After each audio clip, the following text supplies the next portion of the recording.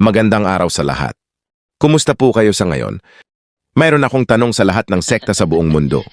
Pakisagot na lang kung may gana kayo. Pero alam ko di nyo kayang sagutin ito. Di bale. Ang importante maririnig nyo itong tanong ko. Eto na.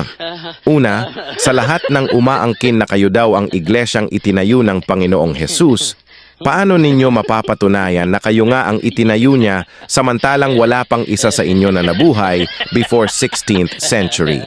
Mas lalong wala kayo doon noong nakipagpulong si Jesus Christ doon sa eksena sa Mateo 16:18?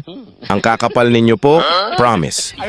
Pangalawa, paano nyo mapapatunayan na yung iglesia na sinabi ni Jesus Christ ay naitayo na nga salungat sa nakasulat sa aklat ni Propeta Amos sa Amos 2:9, versikulo 11, at sa Acts chapter 15 verse 16.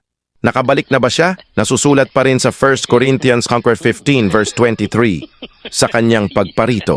Marunong ba kayong magbasa ng Bible? Di nga, parang hindi naman na. Patakataka raman gyud mog interpret ba? Wa masulod sa basket.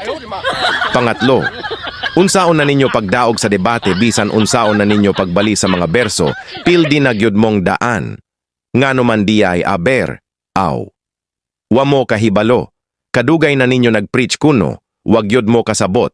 Kay kitang tanan hentil, tagpira sa orihinal, unya ang kunon ninyo nga kamo maoy tinuod. Akabagabapod ba ninyog nawong ba? Palihog og basa sa Roma 11 versikulo 16 to 24. Naapay daghan sumusunod.